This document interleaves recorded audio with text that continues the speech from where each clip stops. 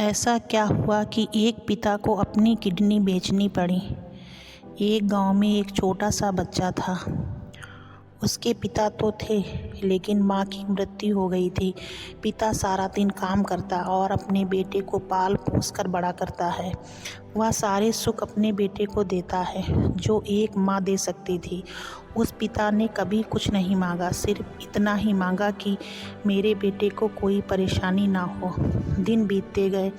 बेटा पढ़ लिख कर अच्छा जॉब भी करने लगता है और वह शहर में रहने लगता है। कुछ दिन बाद वह अपने पिता से मिलने आता है और कहता है, पापा मुझे कुछ पैसों की ज़रूरत है। मैं चाहता हूँ कि शहर में ही ज़मीन लेकर अपना घर बना लूँ। पिता को इस बात को सुनकर बहुत खुशी होती है। सोचते हैं कि मेरा बेटा है, एक ना एक दिन नाम करेगा। ज़िंदगी भर की बचाई हुई पूंजी को निकाल कर अपने बेटे को दे देते हैं। बेटा शहर चला जाता है और उन पैसों से अपना घर बना लेता है।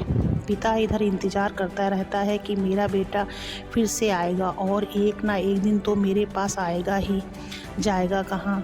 उसके पास अब कोई नहीं जाता था, क्योंकि ना ही अब उस पिता के पास पैसे थे और ना ही रहने की जगह थी।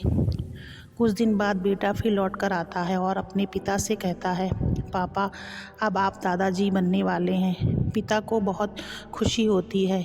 इस बात को सुनकर वह कहते हैं, तो मुझे मेरी बहू और पोता से कब मिलाएगा? बेटा कहता है, बस पापा थोड़े दिन और। पापा मुझे कुछ पैसों की ज़रूरत है, क्योंकि आजकल थोड़ा जॉब में खींच बीच हो रहा है, जिसके कारण से मुझे कुछ दिन के लिए सस्पेंड कर दिया गया है। पिता के पास कुछ नहीं रहता है देने के लिए, लेकिन फिर भी वह कहता है, अच्छा बेटा तू रुक, मैं अभी आया। कुछ पैसों का बंदोबस्त करके पिता बाद में महाजन से कुछ पैसे उधार लेकर अपने बेटे को दे देता है और बेटा पैसे लेकर शहर चला जाता है।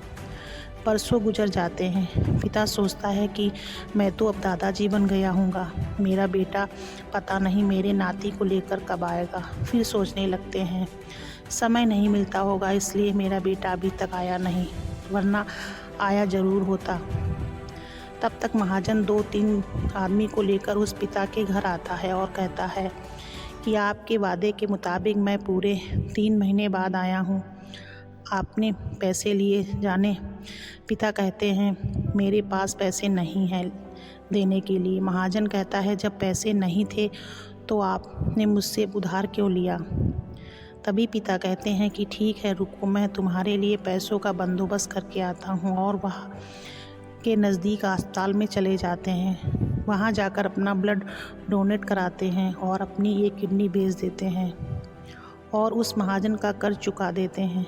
किडनी बेचने के बाद उनकी स्थिति और भी ख़राब हो जाती है और वह उस राह में जी रहे होते हैं कि मेरा बेटा एक दिन आएगा ज़रूर। इस आस में जीते जीते एक दिन पिता की मृत्यु हो जाती है, परंतु उस बेटे को अपने पिता को आग देना भी नसीब नहीं हुआ। दोस्तों, एक पिता की दर्द भरी कहानी को पढ़ने के लिए धन्यवाद। अगर आपको हमारी वीडियो अच्छी लगी तो वीडियो को लाइक करें, शेयर करें। चैनल पर नए हो तो प्लीज़ चैनल को सब्सक्राइब करें।